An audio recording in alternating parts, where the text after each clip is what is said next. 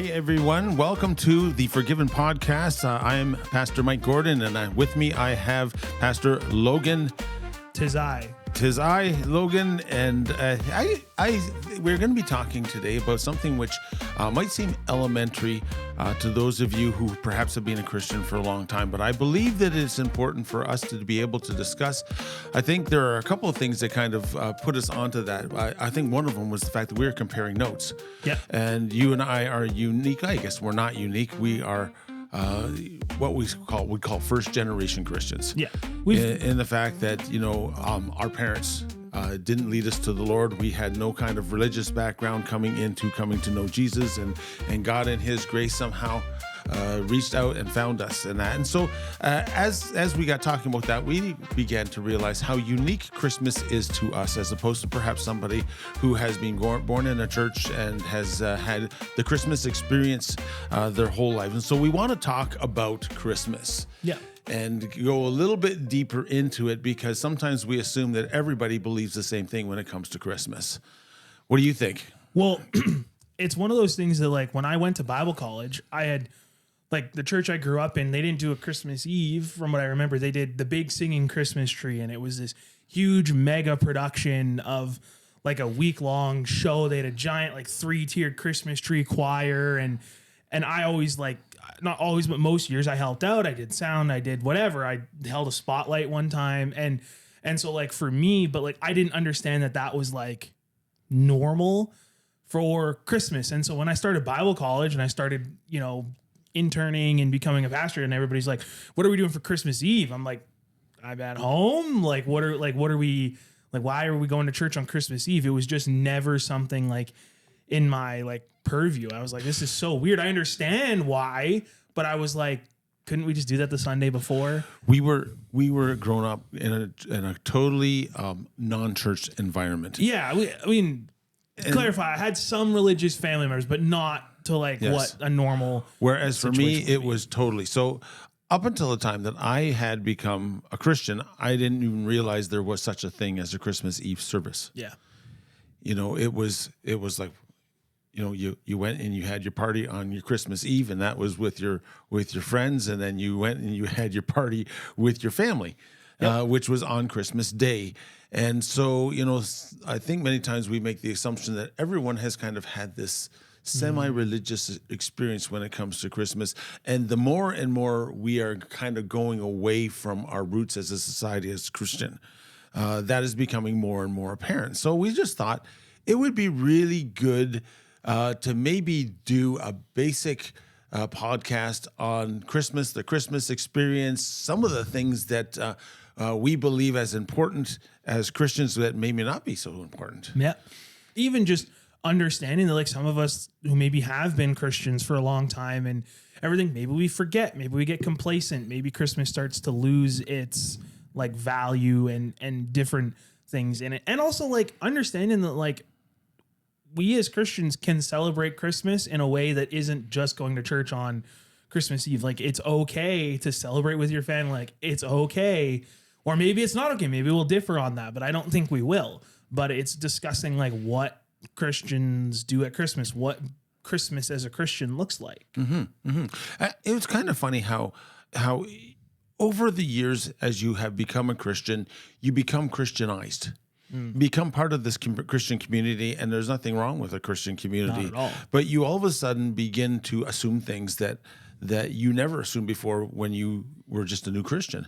It came to light to me one time, as I'd been a Christian for a number of years, and I was actually in ministry for a number of years, and I was pastoring in a church in Northern Ontario, and what happened was one of the youth in our church was having a time together with friends. They're doing a small group, and her friend, who wasn't really a Christian but was a close friend to hers, was invited to the small group, and eventually this girl ended up becoming my youth pastor. This girl who became a Christian. Okay. And she said she was at her friend's house, and they were talking afterwards after the small group, and she made a statement to her that shocked her, and it was this.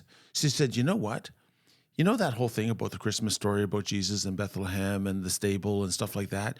She said, "Up until tonight, I didn't really believe that that was true. I thought it was something that happened, but it was something that happened in heaven.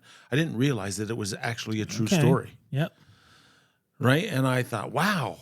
But then I thought, I wasn't too far from that when I had first become a Christian at the same age that she was probably at that time. And so many times I thought I would at least start off by saying, sometimes we assume things about Christian that people know. And even if you are a new Christian, sometimes we are under the impression that as soon as you become a Christian, you understand everything about Christmas. Yeah, no, like even to this day, I still am learning things about Christmas and the meaning behind it and all that. You know, one of the very first like legit real like sermon on a Sunday or a Saturday night, Sunday morning that I got to speak was a Christmas themed message. And it was this idea that like we need to make room at Christmas. That was the whole theme that the senior pastor giving me. It was like make room. How it was like there was no room at the inn, there was no room for Joseph, there was no, you know, this idea of like there was no room.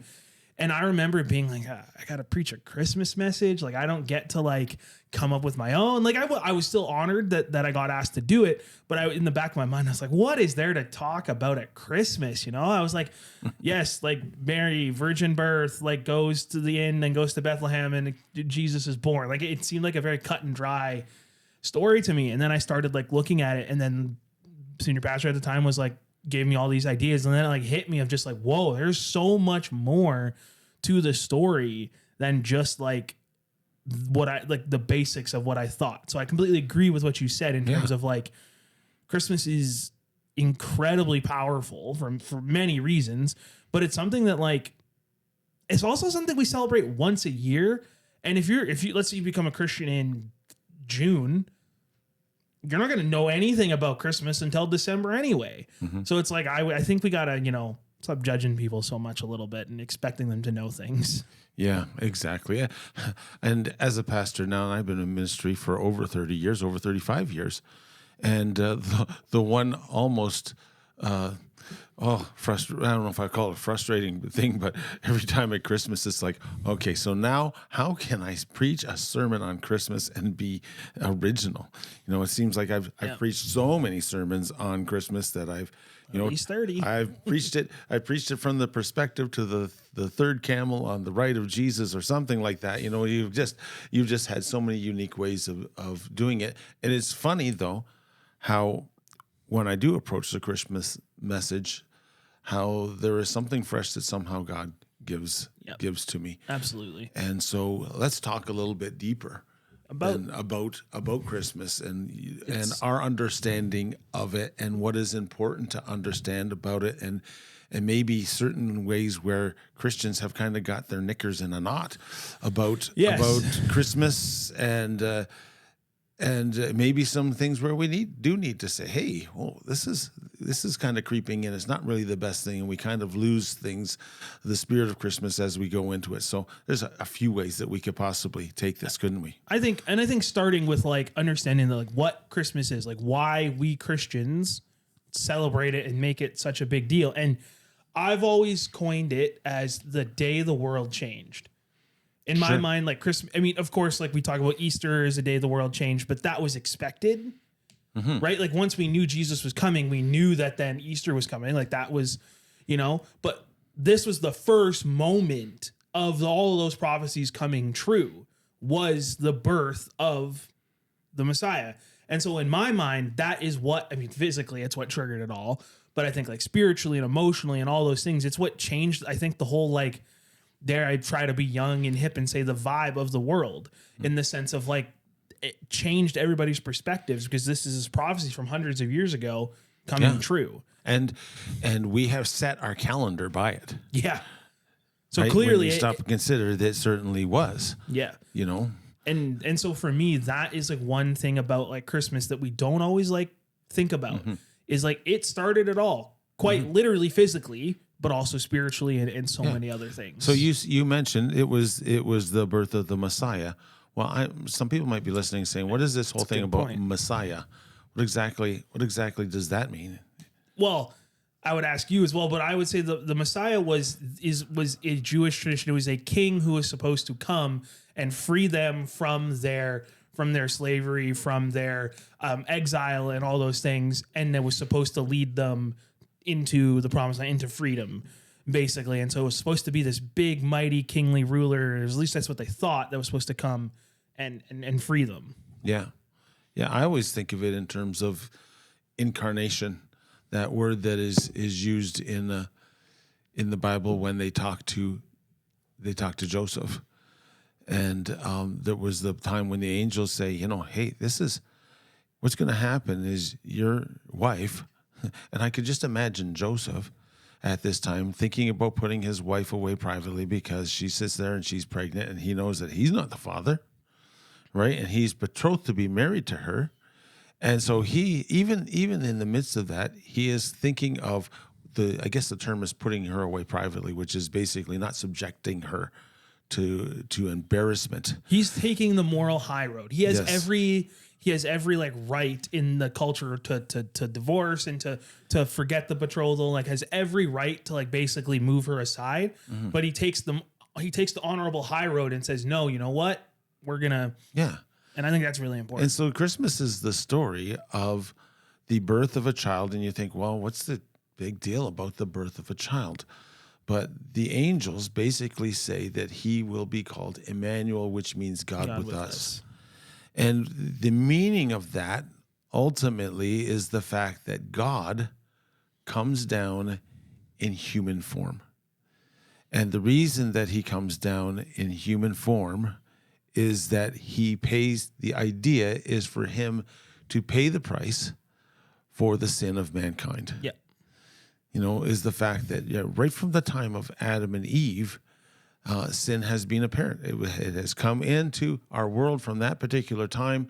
And the problem is with sin is that God cannot be in the same presence with sin. And that was going to be my next point, is it's contrast. God lived in the garden with Adam and Eve previous them sinning. And so when you take and you contrast that with Jesus coming, who is God, but is coming in human form to then be with the people and everything. It's like kind of like God's redemption of his people being like, I'm actually going to come back into this world. I'm going to give you guys my presence. I'm going to be there with you and like help you find a way out of this mess. Mm-hmm. And so it's important to understand that God comes, and God is 3 in 1. We need to understand that there's God the Father and God the Son, and he is referred to God the Son because of the act that has come. Him coming and becoming the whole purpose for him to come was to die for mankind so that we could have opportunity to be with God. Yes. That's why it is important as it is. Now, it's also important to understand, and we don't want to get too deep into theology in this, but it certainly is important to understand these things, is that when Jesus came, he didn't give up being God. No. He gave up the use of his divine attributes and came in the form of a child and a servant. And really, when you think deeply on that, is such a profound He willingly gave up, in the sense of like he willingly chose to be a servant as opposed to being a king, is always how I've interpreted it. Because then I think that's like really, really powerful. Yeah. The best illustration I've heard, and I can't even remember the authors, but so many years ago since I read the story, but he talks about the garbage dump in the Philippines. Yeah, I could tell the story because you gave it to me for that. And it was this idea, there was a missionary in Manila in the Philippines, and basically it's this whole idea that this they go to the Philippines and they're traveling around and they're going and doing all the normal sightseeing things, and then they take them to a garbage dump. Now this garbage dump is unlike anything else in the world. It is tens of thousands of acres and it's massive. Like it's basically an entire like city's worth of trash, and there are people who have solely lived there and grown up there and have only lived in this trash heap. Yes. And they scavenge for food and they build shelters and everything. And there are Christian missionaries now who have gone into those places and have willingly, like, literally lived in garbage to be with to reach them. people. Yeah. And to stop and consider the fact that there are people who have been born in a garbage dump and have lived in a garbage dump and have never been outside of that garbage dump is awfully sad. The thought of all that they are missing. And the whole punchline of this is that in comparison from God who is in heaven, experiencing all the wonder of heaven, coming down to earth. I would imagine we've never been to heaven, so we can't compare it. But I would imagine that it would be even more incredibly different because, from what we do understand of heaven, it's a fantastic, wonderful place. We can't even comprehend it, how wonderful it is to come down in earth. And comparison from earth to heaven would probably be like that garbage dump. Well, and I always took it when I read that, when you sent that to me the first time, I also took it as the idea of like, we're the earth, like if you compare it to what the punishment of sin is, like death, like we currently live in a garbage dump, really, in comparison to like you put heaven on top and I put myself in like the scenario of like, no, that's like life on earth in a sense of like, of course we don't actually live in a garbage dump, but it's this idea that like our lives without Christ would be nothing. And so for him to like come down and willingly do that is just an ultimate act of like servanthood. And I find that just so powerful. Yeah. Yeah.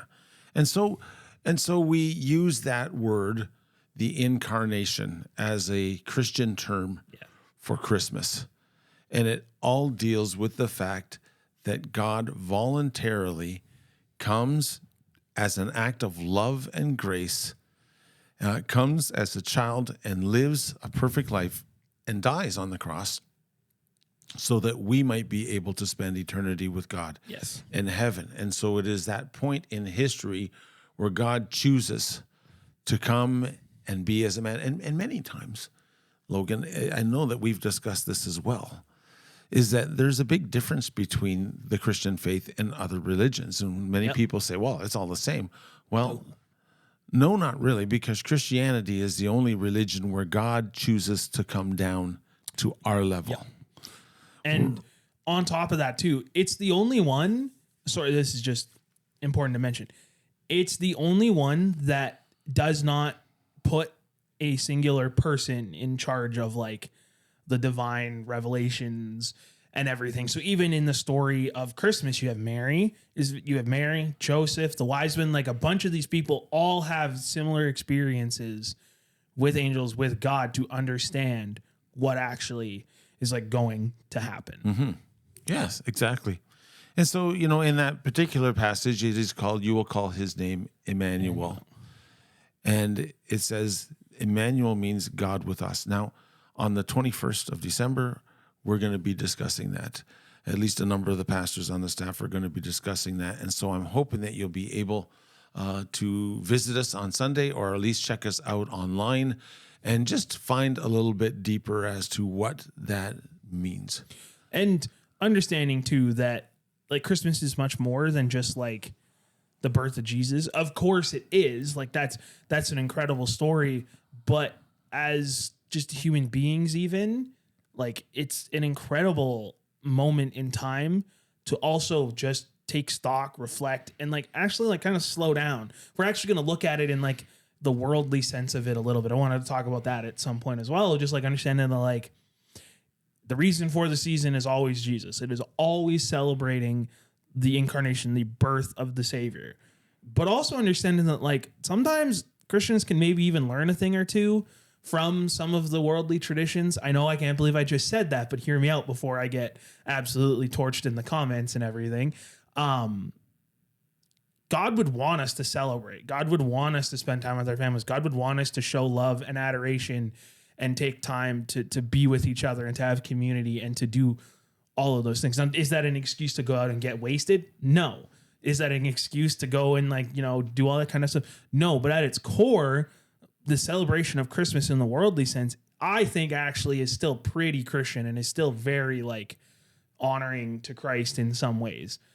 There's certainly elements to how somebody who doesn't know Jesus celebrates Christmas, and those who do celebrate Christmas. There certainly are similarities. I think, especially when you take a look at some of the stories, some of the things that we read, and some of the traditions that people have, that the intent is to be able to express love, to be generous at Christmas, to love people, to take that time to slow down and say, hey, here I am in this hurry, and there are people who are in need around me, and I need to really think about them. I would certainly agree with you in the fact that there is still that good element that we can look to at Christmas time. Absolutely. It is a time for giving, and really Christmas at its core is about the ultimate gift. Yes. Really. Yeah. So that would be what you would be referring to. And I just want to know that, like, it was a discussion that I've been having in my head about, like, how should Christians even celebrate Christmas? I think that's a good question to ask ourselves of, like, what is a good Christian version of Christmas? Well, that's a really good question to ask, because how I celebrate Christmas and how maybe someone who is a board member, or people who are very, very strong in their walk with Christ, they would celebrate Christmas totally different than I would. And I don't know if there is a difference one way or the other. No, and I wouldn't say there's a right or wrong way in this, but I think it's a good discussion to have, because, like, I think Christmas obviously we get lost in the consumerism. I'll raise my hand wholeheartedly and say I get wrapped up in the consumerism of Christmas and everything. And I, like, some years, like, you just trying to buy gifts as opposed to actually, like, wanting to, like, give somebody something, right? It's almost out of obligation, out of opposed to, like, a giving, willing heart. But it's like, I think celebrating Christmas should, obviously, the core of it should be Jesus, but I think there's more to it than that. Yeah. And maybe that's where I'm breaching out of the Bible a little bit, because the Bible doesn't say anything about that. Yeah. But I'm wondering if, like, this is one of those times where we Christians can maybe take a lesson from the world a little bit. Sure, there is, and we're really dealing with extremes. My wife just had a conversation with someone, and they said, "Well, I spend maybe a couple $100 on my husband, and maybe a couple $100 within my family, and then I spend about $2,000 on my daughter." I said, "What? You spend $2,000? Well, we have to get her laptop, and we have to." I'm thinking, well, I think that you're really missing the point there, and probably getting yourself into a lot of trouble. Now, I have friends, very close friends of mine, and they don't really give a whole lot of gifts at Christmas at all. And their mentality and their thinking, and I certainly respect it, is we want to keep the Christmas story and the reality and the importance of Christmas about Jesus. Yeah. And yet at the same time, and what they do is they're very high on giving gifts for their birthday and for occasions, and and particularly Valentine's Day is a big day for them, where they're able to celebrate love and give gifts and stuff like that. So they're not. Whereas I'm very much, my mentality is this, and I don't know if I'm right or if I'm wrong, but my thought is, if there's one time that I can somehow show my wife that I love her, it is Christmas, and I'm going to outgive her at Christmas, because if anyone deserves appreciation and to be lifted up, of course, I'm not lifting her above Jesus, but the fact is, it is the one opportunity that I have to do right by her. And so very often I will not try and sit there and say, "What do you want?" And then she's just, "Get me this gift and that gift." And I do. So a lot of times I'll try and get her something that she doesn't expect, she doesn't know about, and stuff like that. And that is just the way that we have done. Now, on Valentine's Day and birthday, and that, very small, not a whole lot, maybe small, some things that we do, and they're just the opposite. And I don't know if I'm right and they're wrong, or how that goes down. And I don't know if there has to be a hard and fast rule. Every person has to kind of figure that out themselves. And that was what I wanted when I made this question, was to just have a discussion, because I would probably actually more fall under the idea of, like, your friends, of, like, I like getting, don't get me wrong, I like receiving gifts at Christmas. Everybody likes getting a gift, and I like giving gifts, but in some ways, I would much rather give one really nice, more thoughtful gift than five per se, like mediocre, sort of like phoned in type gifts. And I'm busy. We're busy. We're pastors. I don't get to see my family a whole lot. And so in my mind, I would much rather like not have to focus on like giving gifts and all that other stuff. And I would much rather focus on like just spending time with my family and loving and different things in my way. And so my approach is like, well, let me focus on like spending time with you or doing things that like we can do together, or things of that nature that maybe create memories, or different things like that. Like the last couple of years, especially for my nieces, because I'll get them like board games and we'll play them that day usually, or for my brothers in years past, I usually get them toys from our childhood that we love, that we're like, we're all almost 30 and everything like that. We're not buying toys anymore, but it's like a couple years ago, I bought us all Beyblades, those things where you rip them in their little tops and they battle each other. And it's like, I got them that for Christmas, and it was just like a fun little like trip down memory lane for my brothers and I. Those used to be called battling tops for those older in the who are listening here. And sorry, I just have to say this. My mom used to buy those for us for Christmas all the time. Like in our stocking, we'd get one. And we used to do them in the washing machine. We'd have battles with them in the metal drum of the washing machine. There'd be sparks and different things flying, and Mom would come home and she'd just get mad at us and everything. But the point I'm trying to make is like, there are so many different ways that Christians can incorporate some of the worldly sense of celebrating Christmas while also still like keeping the reason being on Jesus. And one of the ones that I hope to instill someday, if I ever become a father or whatever that looks like, is that friends of mine from a previous church, they told this story and it has stuck with me ever since. And it's something that I think a lot of families could benefit from. They're like Christmas, they do the normal family over and all that kind of stuff. But most years in the morning, they would have like breakfast and they would have a cake.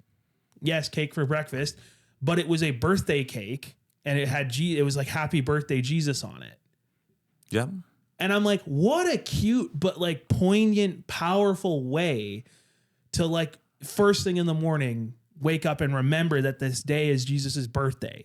And then you stem that conversation. And then as they got older, they would talk about the Christmas story, and they would move on from just reading a children's book about it to reading the Bible, and then to like, different thing. But they had a birthday cake, or they had pancakes that were shaped like a cake and different things. And it said, happy birthday, Jesus. And ever since I've heard that, it has just stuck with me in such a powerful way. Yeah. It's interesting because I think you're kind of hitting on two different things. So how do I, as an individual, maintain the spirit and the importance of Christmas while at the same time enjoying time with family and gifts and stuff like that? Because it certainly can be put to the back of that.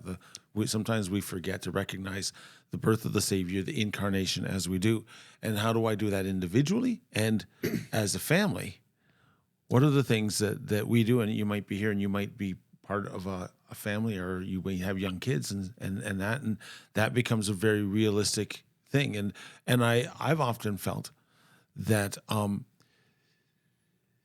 if you just do one thing as a family, it is good. But I find that there are a number of things that you can do. Sometimes there are special stories. There are certain videos and things that you can get online. There is the Christmas Eve service that actually helps. There are a lot of smaller things that you can do so that all of a sudden it's not just one thing that you kind of do and get out of the way and then hand you your presents. For sure. Right? All of a sudden, if you can do two or three things and to be able to have the intimate conversations with your kids about the importance of it that goes beyond a story of a baby being born in a manger. And that's where I think it really begins to take light and life as you're raising your kids as you walk with them day by day.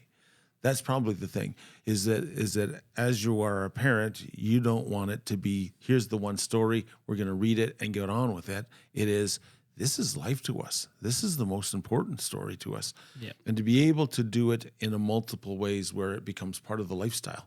as opposed to the routine that you will do on a Sunday or on a Christmas morning or Christmas Eve evening. And the flip side of that too is, don't be like the Pharisee that's in the temple praying so loudly above the other person, saying that they're so good because they don't do this and they don't do that. That's also like wrong to sort of like the flip side of that is like you talk about like celebrating personally and with family or whatever. Don't also think that you're more pious than your family because you're going to try to say that you don't want gifts or you're not doing that or whatever. Like that's also, I think, is not very good either. Does that make sense? Like what I'm trying to say of just like, I'm just reminded of the Pharisee in the temple who's praying next to the person and is like, God, thank you for not making me like this person because I didn't sin or I didn't do this. And then there are Christians, there are people who try to make themselves holier than thou around Christmas. And they're like, well, I don't do gifts. It's all about Jesus and all this kind of, I won't go to a party and I won't do this or whatever. And I'm like, well, that's also wrong though, because the other greatest command is love people. Yeah. So it's kind of like, it certainly is the balance is certainly something that you have to figure out, because really, as we said right at the very start, Christmas is the time that changed it all. Yeah. To be able to recognize that and to be able to celebrate that while at the same time taking the opportunity to be with family and give gifts and to be able to enjoy that time is an important factor. Absolutely. I wish I could say, here's the formula. right. Yeah. But the thing is, there is no formula. You have to allow the Holy Spirit, as you are a Christian, to help you. And the other thing, and we've kind of touched on this, I don't think that I have come to the end of learning about the Christmas story and all that it entails. You know, I'm doing a sermon on the Song of Mary this Sunday. All these things that all of a sudden I'm learning. The depth of that scripture and what it meant, and Mary, all that she had gone through, the incredible story. I will continually be a student. I don't think that and that's probably the magic of scripture, is that you will continually be learning into the incredible depth and love and grace of God. And so those are important features, really, to think about at Christmas time. There's always going to be those people who are more religious than you that will make you feel bad for maybe some of the things you're wanting to celebrate. But ultimately, at the end of the day, you're the one who has to determine these things yourself. Yes, absolutely. And I'm like I said, the whole point of this discussion was to spark ideas in people and to maybe think like, oh, maybe I haven't been doing this, or I haven't been doing that, because I can't sit here. I'm not a parent, so I can't sit here and tell a family with kids how to do that at Christmas, right? Like I can't do that, but I can speak to the adults. I can speak to people around my level and understand that, like, generally on Christmas, I'll be completely honest. Like, and this is where I have to check myself too as a pastor and understand that, like, we work every holiday. And so, like, Christmas is hard for me to celebrate because I just finished Christmas Eve. And then 9 times out of 10, the last like 3 years, it's only a day or two later, we have a Sunday that we have to get ready. And so, like, for me, I'm just being completely real. Christmas is hard to celebrate just because I can't get in that like mode as easily. But something that I make sure that I do is every Christmas morning when I wake up, I take a couple minutes and I thank God. Like, I take intentional time and I don't ask for anything. And when I pray, I just count my blessings and I thank God for everything that is like, that has happened. And that is something that has like really helped like kind of center like my view and everything, because like, yeah, we can get maybe not jaded, but we can get a little tired. We can get a little like, you know, apprehensive or just like so focused on like doing the ministry, doing the work, whatever. And I think everybody in their pastors or not could relate in some way of getting so focused on the work of the season that you kind of neglect to remember that this should be a celebratory, like reflective season. The routine overtakes the relationship. Absolutely. And that it is funny. And this whole podcast, as we were starting it, had to deal with the fact that we want people to grow incrementally. Yeah. right? If you are at a, if 0 is total unsaved and 100 is where you're just next to heaven, and right in that whole spectrum, you're at a 32. We want to bring you to a 32 and a half or 33. The whole process of implemental growth, and I think that we see that at Christmas. That again, I am not at the point where I have figured everything out at Christmas. I certainly have figured out the big foundation stones, but there are certain elements of Christmas that challenge me. Especially as you're dealing with life issues, and the fact that the whole Christmas story brings about an opportunity to look at Christ and His grace afresh in our lives. And I remember, just as we were kind of talking about this podcast, I remember, and some of you who might be listening, this is you right now. I gave my life to Jesus as a young teenager, and I know that, my family wasn't really, oh, this is wonderful news for you. They're like, okay, so now what's going on? Our kid is going to become a religious nut sort of thing. That was their feeling. Yep. Right? But all of a sudden, there is something new about Christmas in the fact that it takes on a new meaning. It represents everything that I believe in Christ. But yet, when I woke up on Christmas morning, I was with a family who knew nothing about that at all. They knew nothing. And slowly, as the conversation began to go, it became a little bit more an opportunity. And I've always seen, and I've always prayed over Christmas as the fact that it is actually an open door for God to be able to speak to the people who are closest to me. And maybe that is perhaps the one hinge pin now that I think of as being among the most important things at Christmas is God allow me to be able to have an opportunity to speak in to people's lives who are open for that little time. Right? Yeah. So it's important too, because and I didn't put this in there, but I felt to mention it. Christmas can also be a challenging time for people, right? But beyond the personal thing, but some people have lost families, some people going through divorce. Obviously, Christmas hits everybody very differently in that some sense. Some people really have tension with their family, and some are spending it alone because they're students, or there was 1 or 2 Christmases where I didn't get to come home. I was in Bible college, and it was the terrible pandemic, and I literally spent one Christmas just alone in my dorm room. Luckily, my good friends invited me over to their house for Boxing Day, celebration and stuff. But it's I can remember feeling that weight of it. And I'm not saying that it was never a pity thing. I'm an introvert. I like being alone. So I can say that it was restful in some ways. But it still made me take stock a little bit and just kind of reflect on that. And so if you're somebody listening and Christmas isn't for you, maybe you're a Christian and you just don't getting wrapped up in all of that. I think that's okay. I do actually think that it's okay to kind of not like the spectacle a little bit of Christmas, and it can be a hard season for somebody. Certainly can. Well, I've always said this, that it will intensify whatever emotion, overwhelming feeling you're having at the time. And so if you are have a whole bunch of family around and everything is going good, it gets intensified. But if you're lonely and you're going through a difficult time, that is also intensified at Christmas as well. And so a lot of times we need to be aware of that, because many of us know it's a high time for depression and discouragement, and we certainly live in a society that have many people who are going through those difficult times. Yeah. And yeah, I don't know. I wanted to give a shout out to those people and understand that we know you, we hear you, and we understand that Christmas can be challenging beyond some of the little things that maybe we have discussed today. And the thing is, the gifts and all the things that would normally happen in our society at Christmas will not make you feel any better. But the incarnation and the reality of the incarnation does. Yeah.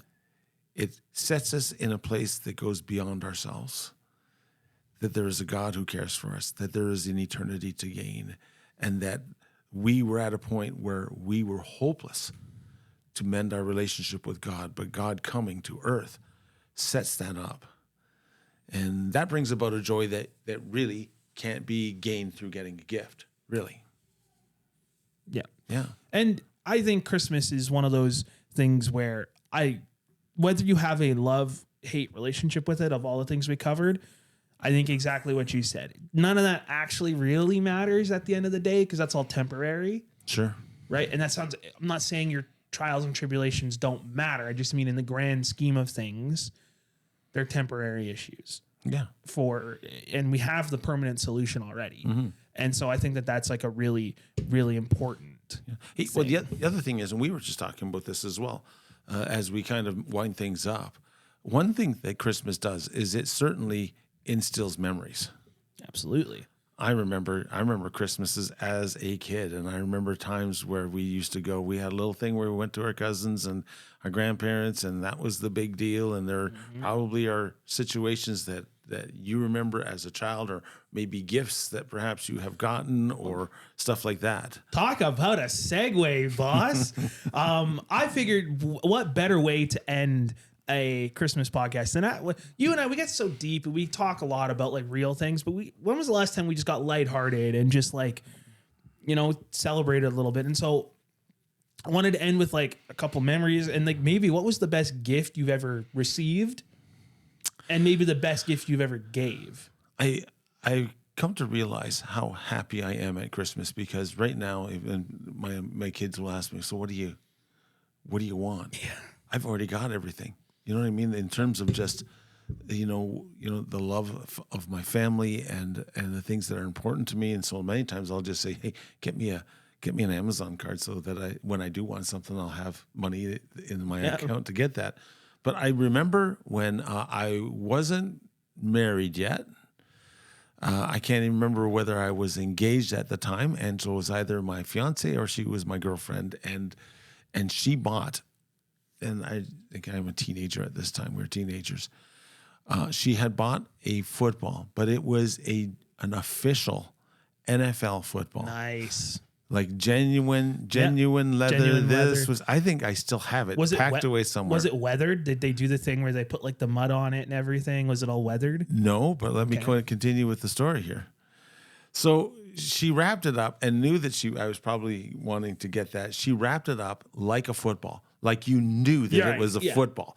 Like wasn't in a box or anything, and she just kind of looked like a great big wrapped candy with the little things at the end, and so I was thrilled to get this, and it was like I think Christmas Eve or something like that, and I just drove her home because I was excited, and my brother was excited about it as well because both of us like to play football, of course. And so what I did is I drove her home, but when I drove her home, I took the football with me. I took the present because I was afraid my brother was going to mess around with it. Yeah, be your brother, yeah. So we went, and I took her home, and I came back, and then for about an hour, we went outside with the football. There was snow on the ground and everything, and we played football with the wrapper still on it. Nice. We didn't unwrap it. It got a little bit weathered. Of course. And then we put it under the tree. Ragged and almost half torn apart so that it would be wrapped. That, to me, is one of the most memorable presents that I had. That was kind of a neat thing. So, I mean, I gotta say, one of the best gifts I have ever given is two. One was last year. I was ordering something for the church, whether it was like a youth leader gift or something. And it was like an insane amount of cost saving to order one more thing. And so I was like, Chris, I'll pay for my order, but like we'll save the church a bunch of money if I order like one other thing. I'll pay the difference, whatever. And so I ordered a custom mug for my mom, and I put like a bunch of pictures on it and everything. And that was like one of the best gifts I've ever given, just because it's like, this is maybe mean of me, but if I can make my mom cry when she opens her Christmas gift, it means that I did it, because it means that it's sentimental and it is like hit that right spot. It's not that I like to see my mom cry; it's that I know I like got her something that actually has like value, sentimental value. Yes. that means something to her. Yes. And then the other one was I played a prank on my oldest brother. I bought like I was 14. I did not have a lot of money or anything like that. So it was pretty small gifts back then. And I like bought like a $20 gift card or something for Tim's because he used to go get coffee in the morning. And I put it in a giant box, filled it with a bunch of boxes. But I also took like macaroni, just like KD or whatever, and I taped it a couple times to the inside of the box. When he picks it up, he thinks it's Lego or he thinks it's something. And then he's opening for like 3 minutes because I duct taped it. So I put like rolls of duct tape on this thing and I like made it like impenetrable. And he's like digging through and he finds the macaroni and he's like kind of like, he's thanks Logan. Like I appreciate it. I got lunch now or something. And I was like, no, like keep looking. There is something in there. And then he finally finds it. And it was just like, it was a fun memory, like in that way of just like a fun little gift that I gave. Sure. But I will say one of the best gifts that I ever got, and I actually can't remember if I got it for my birthday or not because it's very close to, it's a month apart, was a GT Snow Racer. Oh, yes. I remember those. It was, I think my parents actually still have it somewhere because if we do, I got to give it to my niece. We broke the front ski a little bit, but it still totally worked. That was a blast of like just something as a kid and everything. And then I don't know, one other thing that I wanted to ask because I'm curious about this. It's a 2-part question. Do you like Christmas carols? And do you like them as worship music? This is the debate I've been having with people in a fun context. This is not a very serious thing. And then what's your favorite Christmas movie? I don't like Christmas music as much as my wife does. She'll say that I hate it. I don't think that I hate it. I just get tired of it really quickly. I certainly appreciate some of the deep theology of some of the original Christmas songs for sure. That really express the incarnation. A Christmas movie, hands down, is A Christmas Story about Ralphie and the Red Ryder, BB gun. Certainly is one for me because it's most relatable to me. Plus the fact that Victoria School, where they filmed it, was only a 10-minute walk from my house. It was in St. Catharines. And I remember being in the school. Actually, Angela, when she was out of college and that, they had since closed the school up and they had a company that had it. And she worked in the school. And so there was something about the fact that as I've watched the movie, I have recognized parts of St. Catharines because it was filmed. It was filmed there. And, certainly some of the stories that he had told are certainly relatable to me as a kid. There was a Scott Farkas that I knew of who was the big bully and just certain things. And the way his father was kind of like the way my dad had been at times as well. So I think that would probably be the most relatable movie to me for sure. I mean, I'm like you. I like certain kinds of Christmas music, but I can't listen to it all the time. And my hard and fast rule is I will not listen to Christmas music before December starts. And I will never decorate before Remembrance Day, ever. Like, I will never, ever do that. Now, you're opening a whole other can of worms when it comes to that. I know, but I will never decorate before Remembrance Day. That is just like I'm for the record, feel that we should be free to be able to have a Christmas tree up whenever we want. Sure. But we won't get into that debate today. As for and then my favorite Christmas song, I don't have a favorite Christmas song or anything like that. Anything by the Trans-Siberian Orchestra, that's my go-to Christmas music. It's awesome. They don't tour anymore. I wish they did. They got like a whole melody section of electric guitars and pyrotechnics, and it's just like, it's awesome. And I don't know, my go-to Christmas movie, if I'm going like classic, I love It's a Wonderful Life. I think that story is so tear-jerking and just like, and it's godly and everything. And, I think there's just so much like to that. I don't know if I've ever watched a whole episode of It's a Wonderful Life. Oh man, I've fallen asleep partway through. It's black and white, and yes, it's long. Like it's long, but it's actual true storytelling. And one of our, shout outs to Allison. She was in an amazing rendition of it right around this time, like last year for one of her classes. I saw that show twice. I loved it. It was awesome. It was like a modern telling of it. It was really well done. And so I love It's a Wonderful Life. And then Home Alone. How do you not, the movie came out when I was a kid. So it was like a little bit before. Anyway, that's that's that. And that just, I want to end with this. We can watch Christmas movie, we can celebrate, we can do all of these things. We can joke around about when to put up the Christmas tree and all that kind of stuff. But at the end of the day, none of that, all of that fails in comparison to the true gift, which is Emmanuel, which is the incarnation of Christ. And that's. Yes. And that is our hope for you. That everyone have a great time with family and friends, and those who are feeling lonely will be able to find a connection somewhere, and those who are hurting, our heart really goes out to you, and we want to do the best that we can as a church to minister to anybody in that position. But ultimately, at the end of the day, our hope is that you will experience to the fullness the blessing that comes with knowing Jesus based on the act that Jesus did, which represents the Christmas day. Yeah. God with us, revealed in us. Yeah. And with that, we say, Merry Christmas. Merry Christmas. God bless.